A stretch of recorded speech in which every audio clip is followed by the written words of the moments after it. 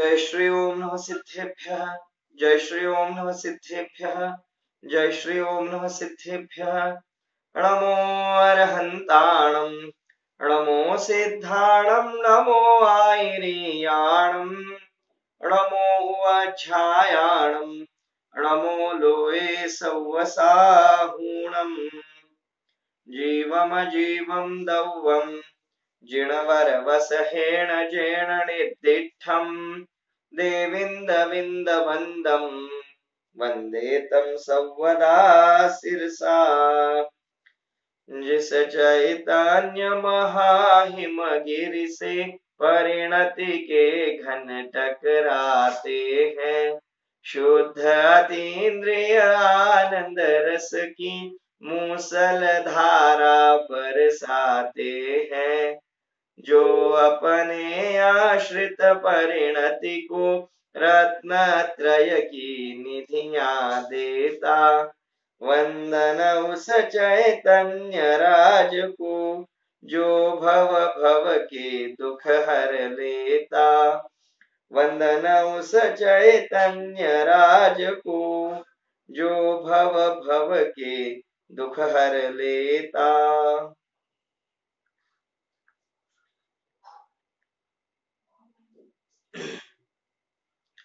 श्री बृहद्रव्य संग्रह ग्रंथ आणि या अंतर्गत आपण जीवाच्या अनेक विशेषतांचा अभ्यास करीत असताना आता जीवाच्या कर्ता स्वभावाविषयी जाणून घेत आहोत।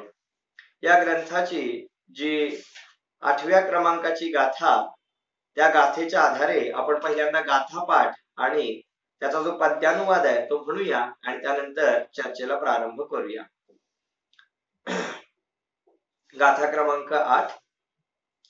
पोग्गलकम्मादीणं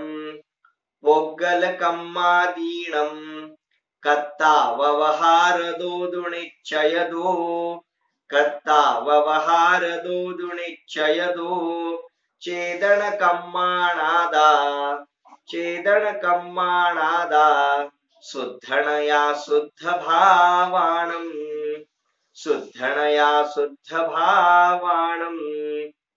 पुद्गल कर्मादींचा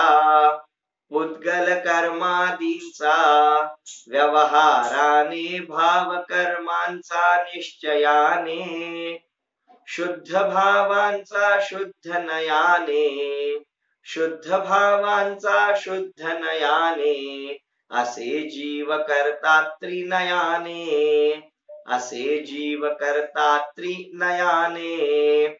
पहा, आता या गाथा पाठ म्हटल्यानंतर या गाथेचा सामान्य अर्थ, शब्दार्थ, अन्वयार्थ आणि सामान्य अर्थ आपण कालच्या व्याख्यानामध्ये पाहिलेला आहे। आज याचा विशेष अर्थ पाहणार आहोत। काय सांगतात आचार्य देव या गाथेमध्ये? तर एकूण 3 नयांच्या द्वारे जीवाच्या कर्तृत्वाची चर्चा करतात। कर्ता कशाला म्हणतात, कर्ता कोणास म्हणतात? तर आपण काल पाहिलं होतं की जो क्रियेला करणारा असतो त्यालाच कर्ता म्हणतात। आज आपण एक पाऊल पुढे जाऊन शिकूया की जो पदार्थ स्वतः कार्यरूपाने परिणमतो त्याला कर्ता असे म्हणतात। जो पदार्थ स्वतः कार्यरूपाने परिणमतो खऱ्या अर्थाने तोच कर्ता असतो। खाली दिलेला आहे, यह परिणमती सहकर्ता। जो कार्यरूपाने म्हणजे विशिष्ट परिणाम रूपाने परिणमतो, तन्मय होतो, त्याला कर्ता म्हणतात। तो उपादान कर्ता असतो। कर्तामध्ये सुद्धा एक उपादान कर्ता, एक निमित्त कर्ता, अशा प्रकारे भेद होतात। परंतु इथे मुख्य रीतीने जो उपादान कर्ता आहे, जो सत्य रूपाने कर्ता आहे, जो वास्तवामध्ये क्रियेचा कर्ता आहे, त्याची व्याख्या येथे सांगतात। तर आपण या अनुषंगाने आता चर्चा करणार आहोत। तर या गाथेमध्ये एकूण 3 नयांच्या द्वारे आचार्यांनी चर्चा केली आहे। त्यातला पहिला नय आहे व्यवहार नय, आणि मग सांगतात व्यवहार नयाने हा आत्मा पुद्गल कर्मादींचा कर्ता आहे। आता आपण एकेका अपेक्षेने विस्ताराने पाहत जाऊया। पहिली अपेक्षा, पहिला मुद्दा, खूप सुंदर चर्चा येणार आहे, खूप रहस्यमयी चर्चा आज आपल्या समोर येणार आहे। प्रत्येक जीवात्मा संसारी अवस्थेमध्ये व्यवहार नयाने 8 पुद्गल कर्मांचा कर्ता आहे। त्याला आपण द्रव्य कर्म असं म्हटलं होतं। जे नवीन स्वाध्यायी आहेत त्यांच्यासाठी मी आज 3 शब्द सांगणार आहे। ते तुम्ही ध्यानी ठेवायचे आहेत नेहमीसाठी. कर्मांचे तसे अनेक प्रकार करता येतात, भेद प्रभेद करता येतात. आज आपण या कर्मांचे 3 प्रकार शिकणार आहोत. ते थोडेसे वेगळे आहेत. कोणते? पहिला प्रकार आहे द्रव्य कर्म, दुसरा प्रकार आहे भाव कर्म आणि तिसरा प्रकार आहे नो कर्म. पुन्हा एकदा, द्रव्य कर्म, भाव कर्म आणि नो कर्म. खूप प्रकारे कर्मांचे प्रकार करता येतात. साधर्मी बंधूंनो, खूप प्रकारे करता येतात. जसं घाती कर्म, अघाती कर्म असे करता येतात. पुद्गल विपाकी, जीव विपाकी कर्म असेही कर्मांचे प्रकार करता येतात. पुण्यरूप कर्म, पापरूप कर्म असेही प्रकार करता येतात. 148 कर्मांच्या प्रकृती तर प्रसिद्धच आहेत. अनेक प्रकारे या कर्मांचं विभाजन आपल्याला करता येऊ शकतं. तर आपण आता मुख्य रीतीने पाहतो आहोत ते हे 3 प्रकार, की कर्मांचे 3 प्रकार, द्रव्य कर्म, भाव कर्म आणि नो कर्म. पैकी 2 प्रकार तर आपण काल शिकलेलोच आहोत. द्रव्य कर्म कशाला म्हणतात?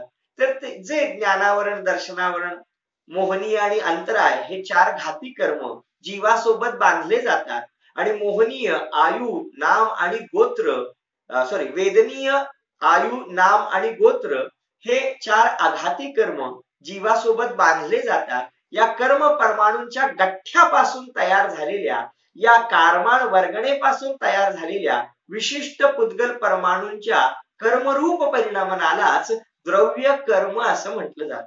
सध्या समजून घेण्यावरती आपण खूप भर द्यावा, कारण समय सारासारखे महान ग्रंथ हे केवळ द्रव्य कर्म, भाव कर्म आणि नो कर्मांनी रहित असा परमशुद्ध आत्मा, हा समयसार रूप आत्मा असं त्या आत्मद्रव्याचं वर्णन करतात. आणि म्हणून आपल्याला या 3 कर्मांचं स्वरूप समजावून घेणं अतिशय आवश्यक आहे. तर द्रव्य कर्म कशाला म्हणतात? तर जीव विविध प्रकारची कर्म बांधतो आणि त्या कर्मांचा उदय आल्यानंतर सुखी दुःखी होतो. तर ते जे विशिष्ट प्रकारचं कर्म बांधतो त्या कर्मांना द्रव्य कर्म असं म्हणतात. आता भाव कर्म कशाला म्हणतात? काल पण आपण त्याची चर्चा केली होती. भाव कर्म म्हणजे जीव जे मोह राग द्वेषाचे परिणाम करतो, वेगवेगळे प्रकारचे पुण्य पाप भाव करतो, तर हे जे जीवाचे परिणाम आहेत, राग रूप, शोक रूप, हास्य रूप, खेद रूप किंवा स्त्रीवेद पुरुषवेद रूप, मैथुन रूप, जे काही परिणाम करतो, भाव करतो, त्या भावांनाच, त्या भावनांनाच भाव कर्म असे म्हटले जाते. आता हे 2 कर्म आपण पाहिले. आता बघूया नो कर्म. काय शब्द आहे? नो कर्म.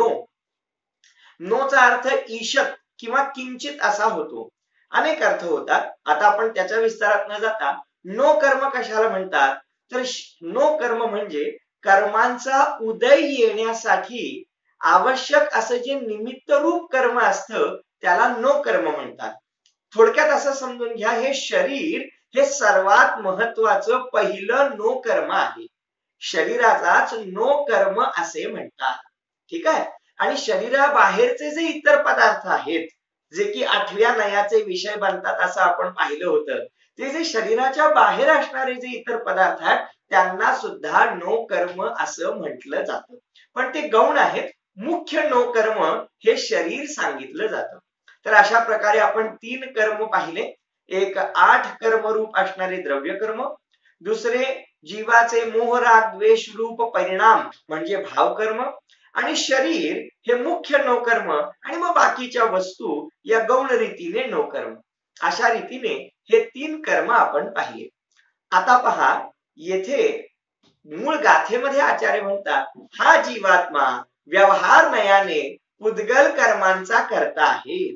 यामध्ये कोण? पहिला मुद्दा की पुद्गल कर्मांचा करता आहे म्हणजे 8 कर्मांचा करता आहे. 8 कर्मांचा करता हा जीव कसा बनला? खरं पाहायला गेलं तर हा जीवात्मा चैतन्य रूप आहे, ज्ञान दर्शन रूप आहे, सुखदुःखाचं वेदन करण्याची शक्ती ठेवणारा असा जीव पदार्थ आहे. आणि हे जे 8 कर्म आहेत, हे 8 कर्म तर घाती अघाती रूप पुद्गल परमाणूंपासून बनलेले जडरूप कर्म आहेत. पहा, आता हा जीवात्मा भिन्न द्रव्य आहे आणि ते 8 पुद्गल द्रव्य भिन्न द्रव्य आहेत, स्वतंत्र द्रव्य आहेत, आणि त्यामुळे खरं पाहायला गेलं तर वस्तू स्वातंत्र्याच्या नियमानुसार एक द्रव्य दुसऱ्या द्रव्याचा करता धरता हरता होऊ शकत नाही. या नियमानुसार खरं पाहायला गेलं तर निश्चयनयाने हा जीवात्मा पुद्गल कर्मांचा करता होत नाही. म्हणूनच येथे आचार्यदेव म्हणतात व्यवहार नयाने हा जीवात्मा त्या 8 कर्मांचा करता आहे. आता असं का म्हणतात त्याची थोडी चर्चा करूया. खरोखर हा जीव 8 कर्मांना बांधतो की नाही, म्हणजे जीव या 8 कर्मांशी संबंधित होतो की नाही? नक्कीच होतो. मी तुम्हाला काही प्रश्न विचारतो. मी मनुष्य का आहे बरं? तुम्ही सर्वजण मनुष्य का आहात? बर, मी पुरुष का आहे? तुमच्यामध्ये काही श्रोते पुरुष आहेत, काही श्रोते महिला आहेत.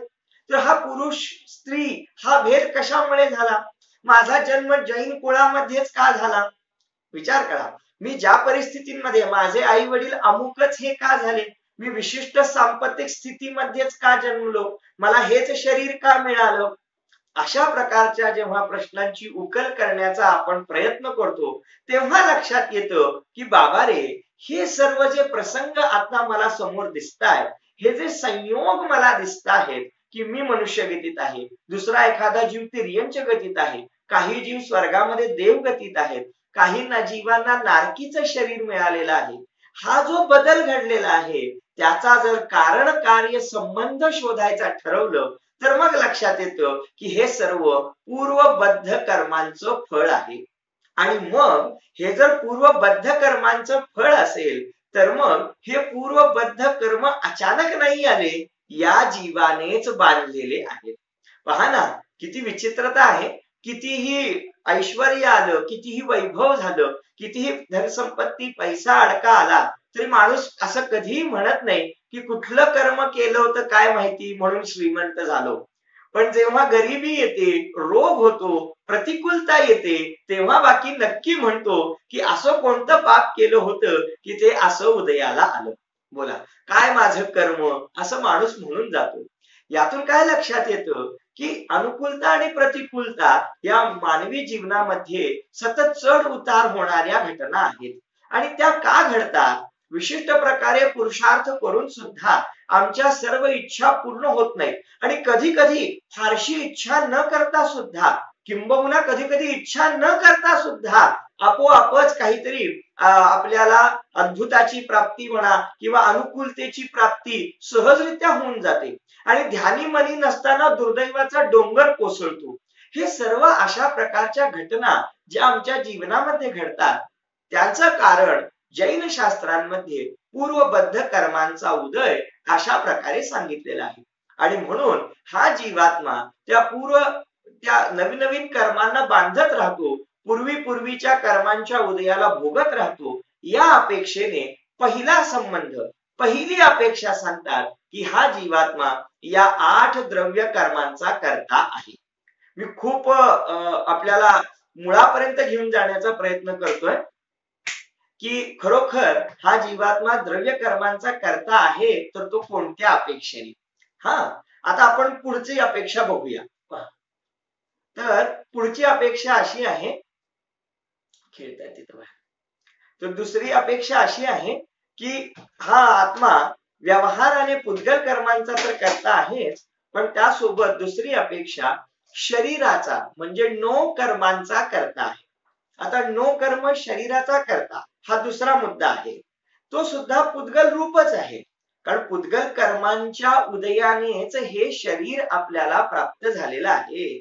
आणि म्हणून हा जीवात्मा जसा 8 कर्मांचा करता आहे तसाच तो व्यवहाराने या कर्मांच्या उदयाने प्राप्त झालेल्या या पुद्गल शरीराचा सुद्धा करता आहे. आता बघा, प्रतिपक्षी निश्चयनयाने पाहाल तर तो करता नाही आहे, कारण भिन्न भिन्न द्रव्य आहेत. परंतु भिन्न द्रव्य जरी असले तरी व्यवहारनय त्या भिन्न द्रव्यांना एक दुसऱ्यांचा करता सांगतो, म्हणण्यापुरता, कथनापुरता सांगतो. कारण त्याद्वारे काही विशिष्ट लौकिक प्रयोजन साधले जातात. आणि म्हणून स्थूल रीतीने येथे आत्म्याला शरीराचा वास्तविक करता नसताना सुद्धा व्यवहार नयाने या शरीराचा करता सांगितले गेले आहे. आता विचार करूया, खरोखर त्याच्यामध्ये काहीतरी थोडंफार तथ्य आहे की नाही? तर त्याच्यामध्ये स्थूल रूपाने तथ्य आहे. कारण आत्मा या शरीराचा करता आहे असं सांगण्या पाठीमागे कारण हे आहे की चरणारी योगाचा जो सगळा उपदेश दिलेला आहे, तो सर्व उपदेश या आत्म्याला या शरीराशी एकरूप आहे ही मुख्यता करून उपदेश दिलेला आहे. याची थोडीफार चर्चा मी पूर्वी केलेली आहे. आपण उपवास केला पाहिजे असं जे शास्त्रामध्ये आपल्याला उपदेश दिला गेला, मला सांगा, आपण शरीरामध्ये राहतो, हा जीवात्मा शरीरामध्ये राहतो, शरीराशी त्याचा संपर्क आहे आणि म्हणून हा आत्मा शरीराचा करता आहे या भूमिकेला मुख्य करून, या व्यवहार नयाला मुख्य करून असा उपदेश दिला गेला की जीवाने उपवास करून पुण्यार्जन केलं पाहिजे. म्हणजे शरीराद्वारे त्यानं कोणतंही अन्नादी भक्षण करू नये. अशा प्रकारे जो उपदेश दिला गेला, देवदर्शनाचा उपदेश दिला गेला, अन्य ठिकाणी तीर्थक्षेत्री जाऊन पुण्यार्जन करण्याचा उपदेश दिला गेला, हा सर्व उपदेश आपल्याला जीव या व्यवहार नयाद्वारे शरीराचा करता आहे या अपेक्षेने दिला गेलेला आहे. म्हणजे आपण कोणत्याही जीवाचा घात करता कामा नये, 4 हात जमीन बघून चाललं पाहिजे. आपण कुठेही पाय ठेवताना जमीन प्रासूक आहे की नाही, जीव जंतू तर नाहीये ना, अशा प्रकारे काळजी घेऊन आपली चर्या केली पाहिजे. मुनिराजांसाठी तर तो नियमच आहे. मुनिराजांसाठी तर ते महाव्रत आणि समितीमध्येच ते येतं. तर अशा प्रकारे हा जो उपदेश मुनिराजांना, श्रावकांना हिंसा अहिंसेच्या संदर्भात दिला गेला आहे, तो सुद्धा याच अपेक्षेला मुख्य करून केलेला गेला आहे. आणि म्हणून येथे सांगतात की हा आत्मा या औदारिक शरीराचा, आणि काल ज्यांची चर्चा केली होती, कोणते वैक्रियक शरीर आणि तैजस शरीर, कार्मण शरीर, आहारक शरीर, या सर्व शरीरांचा करता आहे ही याच अपेक्षेनं कथन केलेलं आहे. आता म्हणजे आता दोन मुद्दे सांगितले आणि दोन्ही नयांचं प्रयोजन सुद्धा मी आपल्याला सांगितलेलं आहे. बघा, लक्षात येतं का? तर पहिल्यांदा सांगितलं हा आत्मा 8 द्रव्य कर्मांचा करता आहे. त्याचं कारण सांगितलं, कारण कार्य संबंध आपल्याला लक्षात आला पाहिजे. आपल्या जीवनामध्ये वेगवेगळ्या ज्या घटना घडतात त्या घटनांचा परस्पर संबंध कसा आहे त्याची उकल आपल्याला या 8 द्रव्य कर्मांच्या उदयाच्या निमित्ताने होते. दुसरी गोष्ट सांगितली शरीराचा करता आहे आणि त्याच्यामध्ये कारण सांगितलं जीवाचं पुण्य पाप रूप आचरण, हिंसा अहिंसा रूप आचरण आणि त्याशिवाय जे उपवास आदी रूप जे शुभाचरण आहे, पुण्य रूप आचरण आहे, त्याचा उपदेश देण्यासाठी शास्त्रामध्ये या व्यवहार नयाद्वारे, कोणता व्यवहार नय, 7व्या नंबरचा अनुच्चरित असद्भूत व्यवहार नयाद्वारे हा जीव शरीराचा करता आहे अशी अपेक्षा सांगितलेली आहे. आता तिसरा मुद्दा खूप सुंदर चर्चा आहे ही. तिसरा मुद्दा सांगतात की जसं शरीर हे एक नोकर्म आहे, त्याचप्रमाणे शरीराबाहेर जे इतर परपदार्थ आहेत ते सुद्धा नोकर्म आहेत, ते सुद्धा पुद्गल रूप पदार्थ आहेत. आणि याच व्यवहार नयाद्वारे म्हणजे 8व्या नंबरचा नय, उपचरित असद्भूत व्यवहार नयाद्वारे हा जीवात्मा त्या पदार्थांचा सुद्धा करता आहे. खरं पाहायला गेलं तर हा चैतन्य रूप आत्मा भिन्न स्वतंत्र द्रव्य आहे आणि ते सर्व पुद्गल पदार्थ स्वतंत्र परद्रव्य आहेत आणि एक द्रव्य दुसऱ्या द्रव्याचा करता नाही या निश्चय नयाच्या अपेक्षेने तर हा आत्मा त्यांचा करता नाहीये. परंतु व्यवहार, दैनंदिन व्यवहार चालवण्याच्या दृष्टीने या नयाला सुद्धा जिनागमामध्ये स्थान दिलेलं आहे. मी काही प्रश्न विचारतो, बघूया किती लोकांना सांगता येतात. चला मला सांगा, कपडे कोण शिवतो? हा, काही लोक म्हणतायत सोनार कपडे शिवतो. ठीक आहे. हा, मग दागिने कोण घडवतो? दागिने धोबी घडवतो. ठीक आहे. आता कपडे कोण धुतो? शिंपी. नाही, हा व्यवहार चुकीचा आहे. तुम्ही जे सांगता आहात ते चुकीचं आहे. मग का चुकीचं आहे? मग बरोबर काय आहे? सोनार दागिने घडवतो, शिंपी कपडे शिवतो, धोबी कपडे धुतो, महिला स्वयंपाक बनवते, छान छान पक्वान्न बनवते, हा जो व्यवहार आहे, जो व्यवहारामध्ये रूढ आहे, सगळ्या समाजामध्ये रूढ आहे, तो रूढ असणारा व्यवहार चालतो तो या उपचरित असद्भूत व्यवहार नयाद्वारे, की बाबा हे सोन्याचे दागिने कुणी घडवले, मग जर कुणीच यांचा करता नसेल, जर खरोखर हे पुद्गलाचे पदार्थ आहेत, जीव त्यांचा करता नाहीच असं जर असेल, तर मग कुणालाही करता सांगून द्या, कुणीही सांगून द्या, असं नाही चालणार. सोन्याचे दागिने कुणीही घडवले असं नाही चालणार. सोन्याचे दागिने घडवताना तेथे सोनारच उपस्थित होता, त्यामुळे सोनारच त्यांचा करता, हेच बरोबर आहे. कपडे शिवत असताना कुणीही त्याचा करता असं नाही, तो लोक व्यवहार चालला पाहिजे. पंडित आशिषजी लक्षात येते का? आपल्याला तर सहज समजेल, काही अडचणच नाही. तर वास्तवामध्ये हा जो व्यवहार आहे, हा जो सांसारिक व्यवहार आहे, की विशिष्ट वस्तूंचं निर्माण विशिष्ट व्यक्ती करते, अशा प्रकारे हा व्यवहार चालण्यासाठी हा जीवात्मा शरीरापेक्षाही बाहेरच्या परपदार्थांचा करता आहे. अशा प्रकारे हा जो व्यवहार चालला जातो तो सर्व या उपचरित असद्भूत व्यवहार नयाद्वारे चालला जातो. पहा, मी माझ्या मुलांचं पालन पोषण करतो किंवा मी माझ्या पत्नीचा पती आहे, हा जो व्यवहार चालतो आहे तो सुद्धा या उपचरित असद्भूत व्यवहार नयाद्वारे चालतो आहे. आणि म्हणून शास्त्रांमध्ये या सर्व पदार्थांचा करता हा जीवात्मा आहे असं एका स्थूल अपेक्षेने सांगितलेलं आहे. सांगितलं म्हणून वस्तुस्थितीच तशी झाली, त्रिकाला बाधित ते सत्यच झालं, ते सर्वथा सत्य झालं असं बाकी नाही. लोकरूढी लोक व्यवहार चालवण्यासाठी आचार्यांनी ते वस्तुगत सत्य नसताना सुद्धा तेथे अशा प्रकारचा व्यवहार नयाचं कथन केलेलं आहे. हे आपण पहिल्यांदा काय केलं पाहिजे, समजून घेतलं पाहिजे. आणि म्हणून येथे हे विवाहादी क्रियांचं औचित्यच राहणार नाही. जर खरोखर या जीवाचा परद्रव्याशी सर्वथाच संबंध काढून टाकला तर मग विवाहादी क्रिया, आपल्या अपत्यांचं पालन पोषण, शिक्षण देणं घेणं, ह्या ज्या सर्व क्रिया लौकिक व्यवहारामध्ये चालतात त्यांचं औचित्य, त्यांची सम्यकता साधण्यासाठी आचार्य देवांनी जिनशास्त्रांमध्ये हा पूर्ण सत्य नसताना सुद्धा त्यांच्यामधली थोडीशी स्थूलरूप अपेक्षा लक्षात घेऊन, निमित्त नैमित्तिक संबंध लक्षात घेऊन या संबंधाला सुद्धा जिनागमामध्ये स्थान दिलेलं आहे. असे एकूण आत्मा व्यवहाराने पुद्गल कर्मांचा करता आहे याच्या अंतर्गत 3 मुद्दे घेतले. आत्मा 8 द्रव्य कर्मांचा करता आहे, पहिली अपेक्षा. आत्मा शरीराचा करता आहे, दुसरी अपेक्षा. आणि आत्मा शरीरापेक्षाही बाहेरील परपदार्थांचा करता आहे, ही तिसरी अपेक्षा.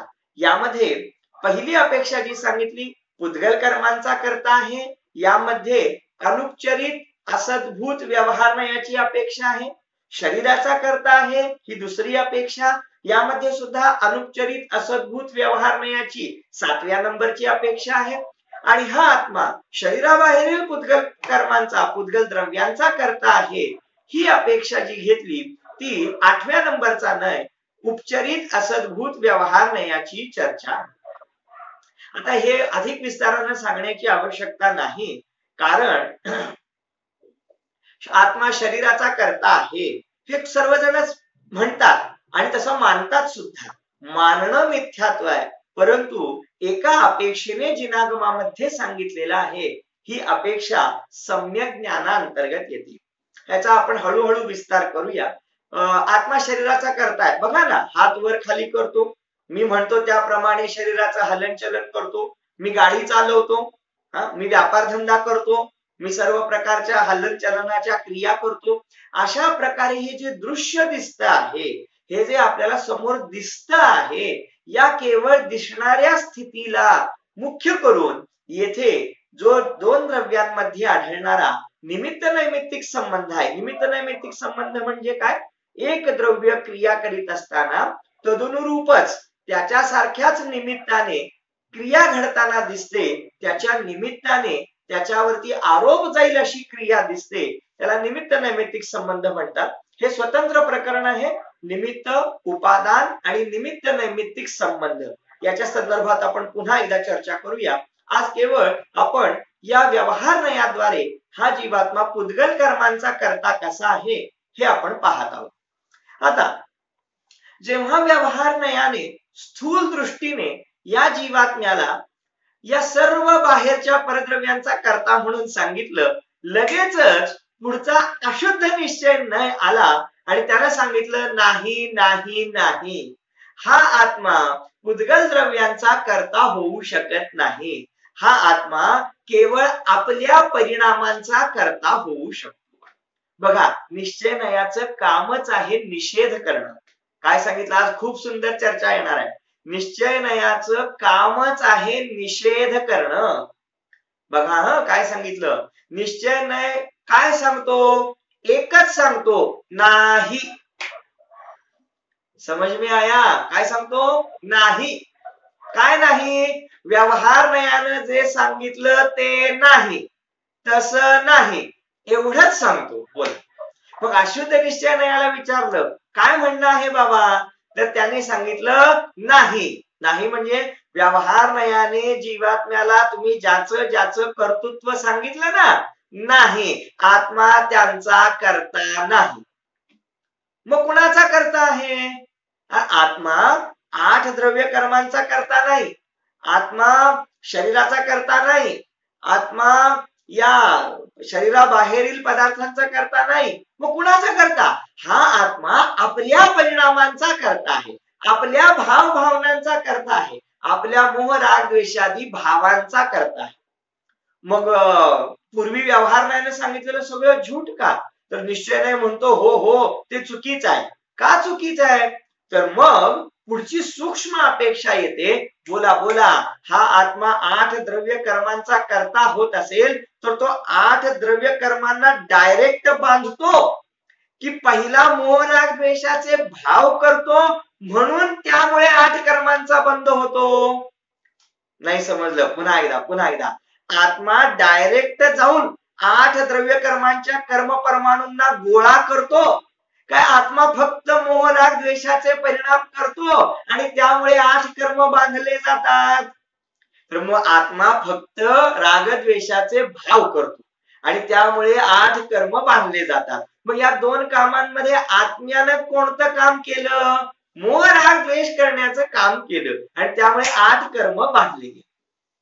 पुन्हा आत्मा शरीराचा करता आहे की आत्म्याला हे जे शरीर लाभलं ते खरोखर आत्म्याने मिळवलं की पूर्वबद्ध कर्मांचा उदय म्हणून मिळालेला आहे.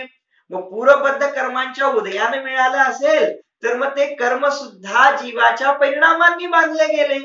म्हणजे पुन्हा जीव ज्या प्रकारचे मोह राग द्वेषाचे परिणाम करतो, पहिल्यांदा भाव कर्म करतो, त्याच्या निमित्ताने द्रव्य कर्म बांधले जातात आणि मग शरीरादिकांची उत्पत्ती होते. पुन्हा हे जे बाह्य सर्व संयोग मिळालेले आहेत त्या संयोगांना मिळण्यामध्ये सुद्धा वास्तवामध्ये कर्मांचा उदय आणि त्या कर्मांच्या उदयामध्ये सुद्धा पुन्हा जीवाचे भाव कर्मच मूळ आहेत. आणि म्हणून आता अशुद्ध निश्चयाने सांगतो की हा आत्मा 8 द्रव्य कर्मांचा डायरेक्ट करता नाही, हा आत्मा शरीराचा डायरेक्ट करता नाही, हा आत्मा शरीराच्या बाह्य असणाऱ्या पुद्गल पदार्थांचा सुद्धा डायरेक्ट करता नाही. मी असं म्हणतो ना, मी या शरीराचं हलनचलन करतो, हे बघा माझा हात आता खाली आहे, हा बघा मी आता वर घेतला, हा बघा पुन्हा खाली घेतला, मग मी शरीराचं हलनचलन केलं की नाही, नाही म्हणतो. अशुद्ध निश्चय नाही म्हणतो, नाही बाबा रे, तू जीवात्मा आहेस, तू केवळ हा हात वर करण्याचे भाव केलीस, तू वर करण्याची इच्छा केलीस आणि त्या इच्छेच्या निमित्ताने हे जड शरीर स्वतःच्या शक्तीने स्वतःच्या सामर्थ्याने या हाताची अशी स्थिती करतो. म्हणजे सरड्याची धाव कुंपणापर्यंत, मुल्ला की दौड मस्जिद तक, त्याचप्रमाणे या आत्म्याची शक्ती, आत्म्याचा पुरुषार्थ केवळ इच्छा करेपर्यंत, केवळ भाव करेपर्यंत, पुढचं परिणामन हे जे ते द्रव्य स्वतःच्या योग्यतेने करतं. काय अद्भुत तत्वज्ञान आहे, खूप सुंदर आहे. ओहो, अद्भुत आहे. म्हणजे हा आत्मा डायरेक्टली 8 कर्मांचा बंध नाही करीत, करूच शकत नाही, कारण आत्म्याला हातच नाहीयेत की जेणेकरून त्याने ते कर्म पुद्गल परमाणू गोळा करावेत. मग काय करतो हा आत्मा? केवळ इच्छा करतो, केवळ भाव करतो, केवळ विकार करतो आणि मग त्या सगळ्या भावांच्या निमित्ताने हे कारमाण परमाणू, हे कर्म परमाणू आपोआपच जीवाच्या क्षेत्रामध्ये एकवटले जातात, संगृहीत केले जातात. त्यालाच कर्मांचा बंध म्हणतात. ओहो, समजणाऱ्याची योग्य बघा, मी खूप प्रयत्न करतो सांगण्याचा, परंतु मला पूर्ण खात्री आहे की मी स्वतंत्र द्रव्य आहे आणि तुम्ही स्वतंत्र द्रव्य आहात. माझ्या समजावून सांगण्याने तुम्हाला कधीही समजणार नाही. ओहो, काय अद्भुत तत्वज्ञान आहे. समजावून सांगण्याने समजत नाही, समजावून घेतल्याने समजतं. कुणीही कुणाला समजून सांगितल्याने समजत नाही. हो हो, जर समजून सांगण्याने समजलं असतं तर मग मारीचीच्या जीवाला आदिनाथांनी 24 तीर्थंकर होण्यापूर्वी दुसरेच तीर्थंकर करून टाकलं असतं. बोला, 24वा नंबरच ठेवला नसता. बोला, परंतु नाही, एक जीव दुसऱ्या जीवाला समजावून सांगण्याचा भाव करू शकतो. मी तुम्हाला सांगण्याची इच्छा करू शकतो, परंतु समजून येणार की नाही हे ज्याच्या त्याच्या योग्यतेवर अवलंबून आहे. त्यामुळे सांगणारा वक्ता सुद्धा निर्भर असतो. समजण्याची योग्यता आली असेल तर आज समजेल, नाहीतर उद्या समजेल, नाहीतर परवा समजेल, परंतु समजणार नक्की, कारण आपण त्या पात्रतेचे आहोत. आपल्याला ज्ञान दर्शनाची योग्यता आहे. खूप सुंदर तत्वज्ञान आहे.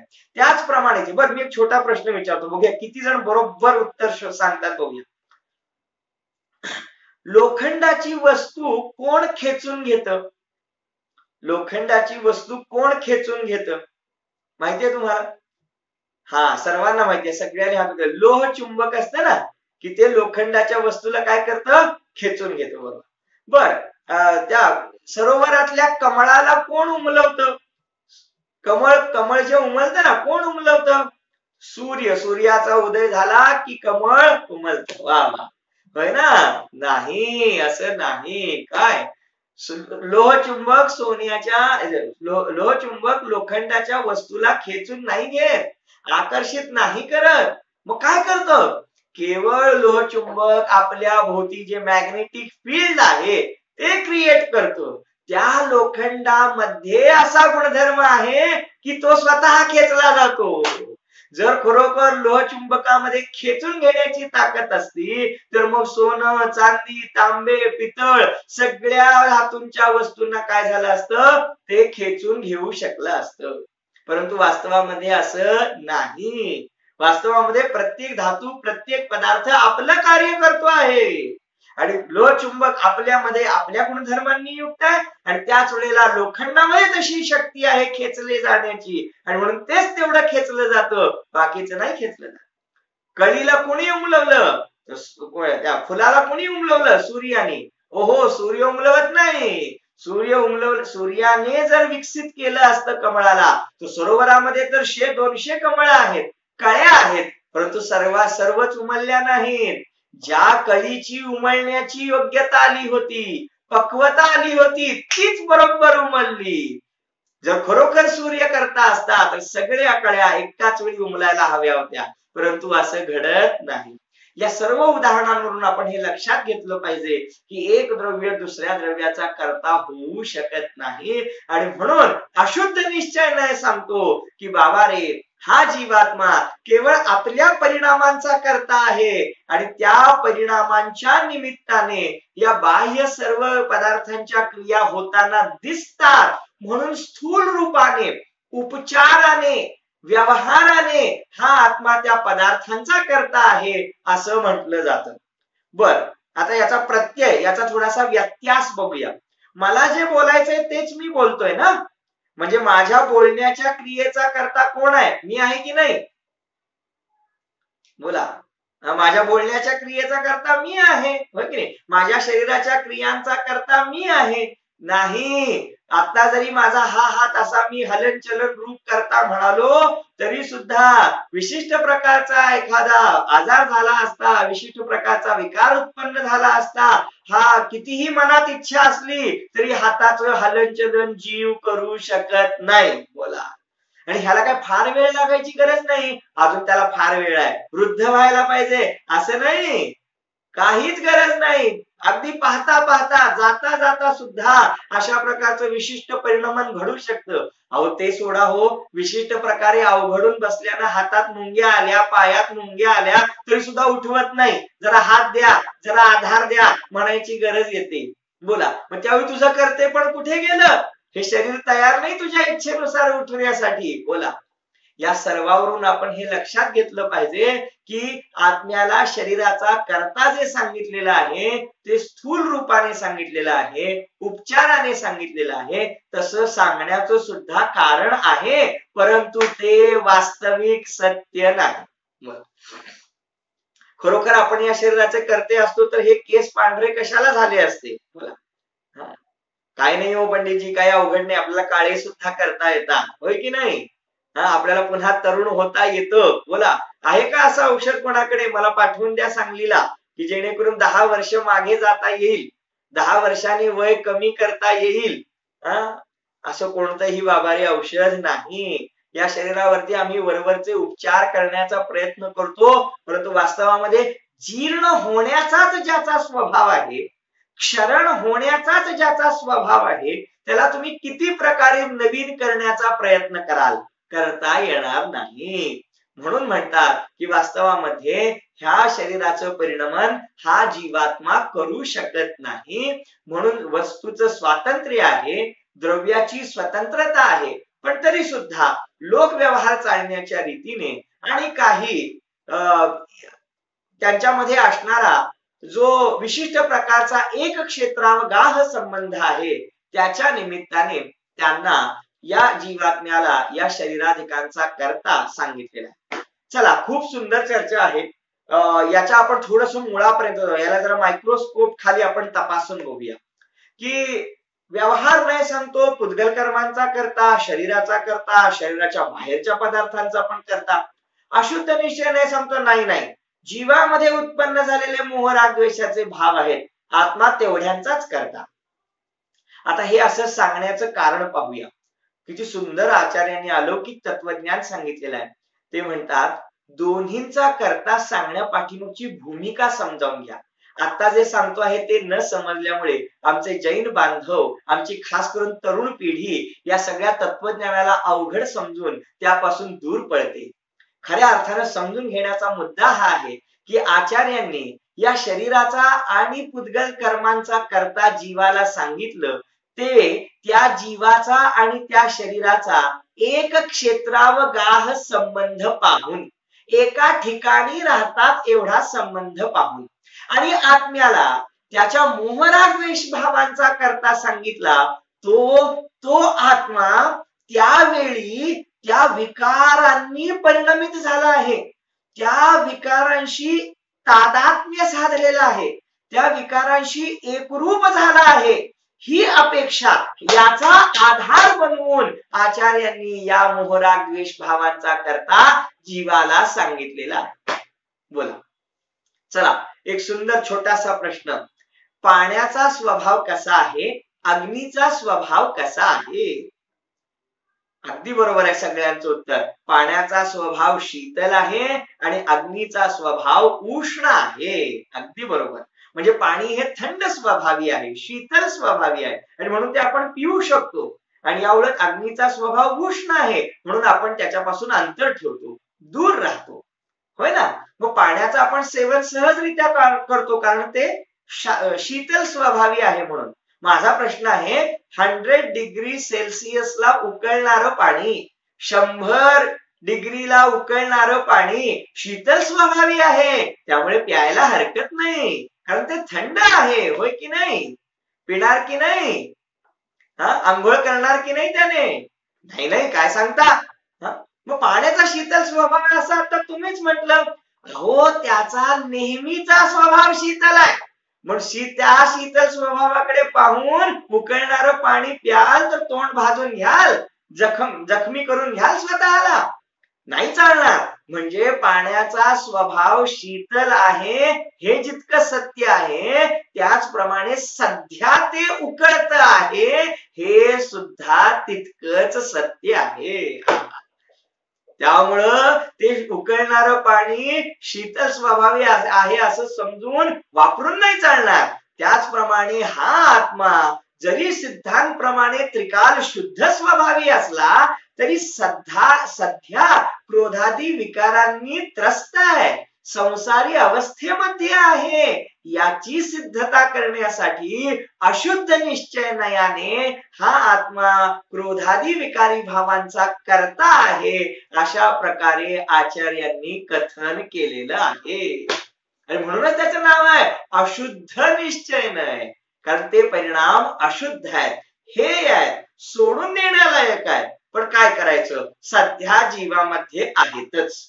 आणि म्हणून आणखी कसा सूक्ष्म होत गेलाय, जैन दर्शनाचा अभ्यास कसा सूक्ष्मतेकडे गेलेला आहे की व्यवहार नयाने शरीराच्या बाहेरच्या पदार्थांचा करता, मग शरीराचा करता, मग पुन्हा 8 कर्मांचा करता, आणि मग म्हणतात हे सगळे परद्रव्य आहेत म्हणून व्यवहाराने आत्मा त्यांचा करता आहे. त्यांच्यामध्ये केवळ एक क्षेत्रावगाहपणा आहे, एकत्र राहतात बस.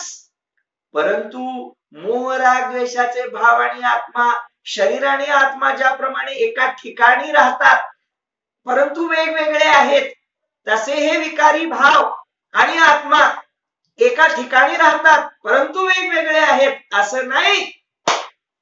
हो हो हो हो, प्रदीप कुमारजी समजतं का? आगरकरजी समजतं का? खूप सुंदर चर्चा आहे.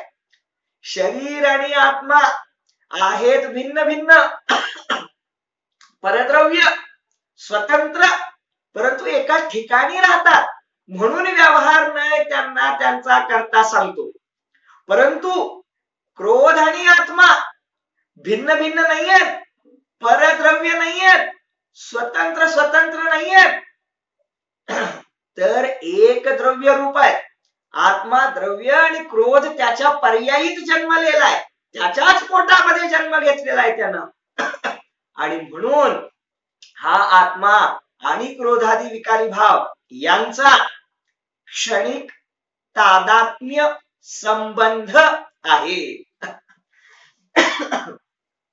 काय खूप सोपं असतं तत्वज्ञान, फक्त त्याला पारिभाषिक शब्द जरा आपल्याला अडचणीत आणतात बस. एक क्षेत्रावगाह संबंध, एका ठिकाणी राहणं, याचं नाव एक क्षेत्रावगाह संबंध. आणि क्षणिक तादात्म्य संबंध, क्षणिक म्हणजे तात्पुरते, तादात्म्य म्हणजे एकमेक होणे. आता जरा एक मिनिट विचार करा, एक मिनिट विचार करा.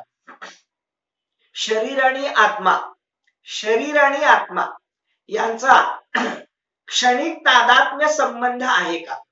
एकमेक झालेत का? एकमेकांच्या स्वरूपात घुसलेत का? नाही. आणि म्हणून शरीर आणि आत्मा एका ठिकाणी राहतात बस, म्हणून त्यांच्यामध्ये एक क्षेत्रावगाह संबंध आहे. आणि आत्मा आणि क्रोध, आत्मा आणि मान, आत्मा आणि लोभ, आत्मा आणि हास्य, हा विकार हे तापलेल्या लोखंडाच्या गोळ्यामध्ये अग्नी जशी सामावलेली असते, अग्नीला आणि त्या लोखंडाच्या गोळ्याला वेगळं वेगळं नाही करता येत. तापलेला लोखंडाचा गोळा कोणी दिला आणि घ्या म्हटले हातात धरा, तर आपण काय म्हणणार, ओ लोखंडाचा गोळा नाहीये तो, आग आहे ती आग. कसं काय? लोखंडाचा गोळा आहे, आग कुठे आहे? आता आग आणि लोखंडाचा गोळा वेगवेगळे नाहीत, एकमेक आहेत. त्याप्रमाणे क्रोधाने युक्त आत्मा त्यावेळेला क्रोध सहित आहे, त्यावेळेला क्रोधाने युक्त आहे, आणि म्हणून त्या क्रोधात आणि त्या आत्म्यात क्षणिक तादात्म्य संबंध आहे. क्षणिक म्हणजे तात्पुरता, तादात्म्य म्हणजे एकमेक झालेला संबंध आहे. समज में आया? फार सुंदर चर्चा आहे.